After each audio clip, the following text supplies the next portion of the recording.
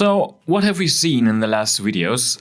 We just noticed that when we change the value here, then it's changed here above, and the value here is recalculated. So because of the updated lifecycle hook. And in this video, we are doing a lot more about lifecycle hooks because they are very important and they are everywhere in Vue JS. So what are lifecycle hooks?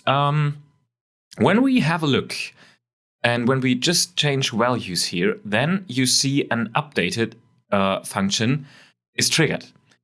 Obviously, you cannot see it right here, but you can feel it. Yeah? So here the value is changing, and it's changed here below the whole thing as well. So where the random function is, and here above where the data is printed out via string interpolation. And there are several more of the lifecycle hooks. For example, when the whole component here is rendered, it's a lifecycle, and this is consisting of several methods.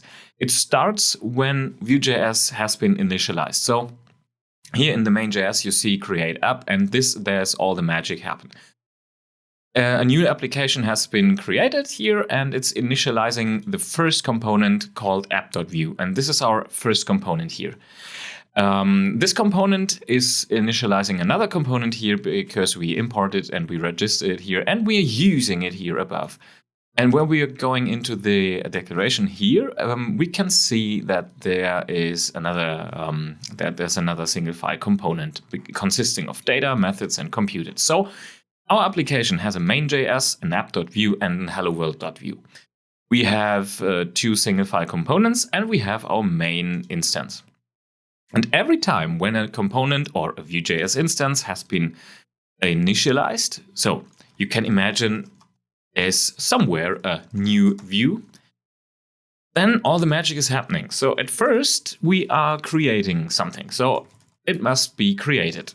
And when it's created, then it needs to be mounted. And what is the difference between those two lifecycle methods? After the initializing Vue.js here, I try it.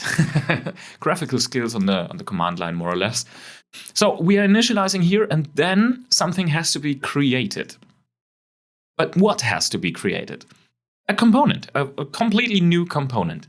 You can imagine those terms when you're going into hard drives or SSDs, for example. When you're buying an SSD by Samsung or any other manufacturer, then at first the hard drive has to be created.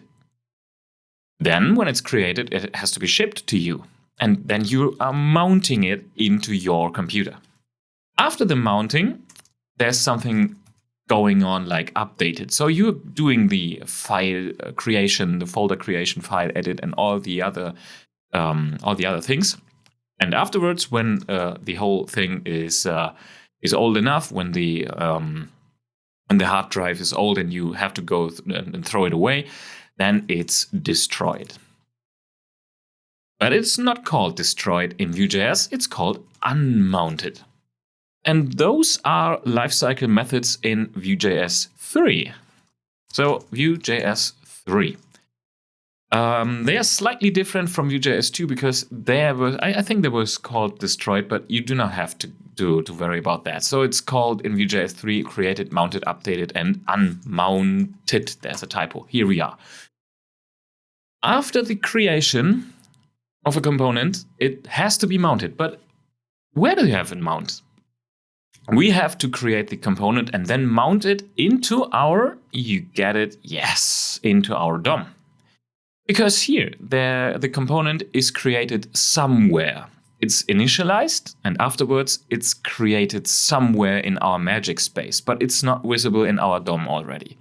So when it's created, it has to be mounted into our DOM, and then it's in the browser, then it's visible in our application. After the mounted, it's visible when the updated state is triggered, as you can see right here. Afterwards, when we unmount it, then it's not visible anymore in our component in our DOM. But there are some steps more, because there's a phase or there's a state before the component is created, and it's called before create. Afterwards, it's created. Then we have mounted state, but there's a state when the component is created, so it is accessible, all the data is already there. Afterwards, we have to mount it, but there's a state before mount as well. After the mounted magic happens, then the updated is triggered. And as you can imagine, then there's a before update as well. And afterwards, there's a before unmount. And all those methods you can access and you can override by using those methods here and just accessing the hook. But we will come to this in a second. So we have before create, created. We have before mount and mounted. We have before update and updated. We have before unmount and unmounted. And all those states here are triggered anytime when there's a new instantiation of a Vue.js application or a component, which is more or less the same because every component is a Vue.js instance. And you can have a Vue.js instance, for example, when we are talking about event bus or something. But this is not what we are doing right now. But how to override those methods, how to fill it with action, that's just simple. Because when we are going into our hello world component, which is rendered here, which is used here in our app.vue, when we go into hello world and we open up another key in our options API here, then it says just created. And when we are defining the method, then we just have to, let's do a console log again. Console log hi, I am created. So what is happening right now? In the console, you just see hi, I'm created. When we then do something else, like updated, then we see there's an update. I was updated. So we have here, I was updated. So we see it, and here we have it in our console. Hi, I was created, but there's no updated. Because we just have to update our component values, and it is done by just entering something here. So at the hook, when anything in our front end, in our component here, in our template of the component is changing, then the updated cycle is triggered. You may ask yourself when then destroyed is triggered. When let's do this. Destroyed, or that was the term for Vue.js 2, we have unmount. And then console log I was unmounted. So we have it, and then just do not forget the comma at the end, I was unmounted. And when it comes to unmount, we do not see this, because when we just refresh and we have a look in our console, we do not see that there is anything like unmount, because we have to manipulate the front end itself. We have to destroy the component. And how do we do that? We're just using another directive. If you do not know what directives are, just head back one video before, because we just had the vbind and the vmodel and the von directive. And for a reminder, every directive starts with the v minus, and we do not know, and we do now need the name of the directive. And in our test here, it's if. So let's do this. Vif, and we now need a statement to check. So when, for example, show me, that's a new value we have to store here in our data. When the value of show me is true, then the component is showed, and if it's false, then it is not showed. So show me false, just have a test, quick check here. And we now see nothing, because show me is false. And the vif directive is some kind of truthiness. So when there's a value and it's not false, then it's showed. So even if you do something like ha ha ha ha, then you see that the component is showed because it's not false. And if there here is the value false, then it's not showed. So this is called truthy, and we see here the truthiness of the expression value. We now need to change the value. So we do another vmodel thing. We do it on a checkbox. So input type checkbox. And then we have the vmodel, and we bind the show me on it. And for a quick reminder, what was vModel again? It is the short form for vOn and vBind value. So vOn change, when the input checked state is changing, then the value of show me should be changed as well. And we do it now. We just click on the checkbox and then we see that the value of show me is going to be true. And then we should see that the component hello world component is displayed because the value of show me is truthy again. And we do not now see, just erase everything. So and now we see we have a complete clear console.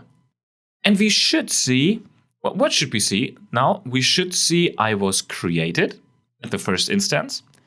And then we just type anything in the input field. So we change the first name value. Then here the front and the template is re-rendered, it's updated. And then we should see the updated triggered. And afterwards we just click on the checkbox again. So our value of vBind here of the show me value is false again. And then here hello world is disappearing, it's unmounted. So we just give it a try. We see it, hi, I was created. Then we hit here on the keyboard and we see, and anytime I hit the keyboard, here another console log is opened. And afterwards, when I click here again, we see I was unmounted. If you do not like to unmount, if you do not want to unmount your whole component, if you just want to let it disappear, because unmounting can mean a lot of memory consumption. Because unmounting a whole component means it has to be created again, it has to be mounted again, so your browser has to do a lot of things. But you sometimes want to re-trigger the created and all the other states. But sometimes you do not want it. So let's just inspect the whole thing. Is there here a component? No, there's just an VIF comment which is present because we are in the develop mode. Refresh it and then click on it, and then you see there's the content. There's the hello content, and if I click again, the whole thing disappears. So this is really memory consumption. If we change it from VIF to vShow, we see something else. It's also not visible at the first instance. At the first place, we see it here, but it's not visible because of the display non-attribute. So you see it here on this, on our inspector. If we click on it, then just the style attribute has been changed. Nothing else, it's just the attribute here. And if we click again, then you see style display none again. And if we head over to the console, then nothing happens when we click on it. So you see the whole lifecycle isn't triggered again. And if we change it back to VIF again, then you see all the magic is happening again. And you see it's taken a little bit of time. When we do this, there's a little bit of time lag because of the memory consumption. The whole process takes place again. New instantiation before created, mounted, then updated, and unmount.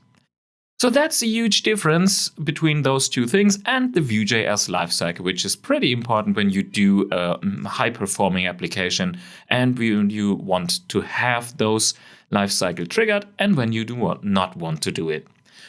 If you like this video, then just hit the subscribe button, thumbs up, and leave a comment below. I am looking forward to see you in the next video again.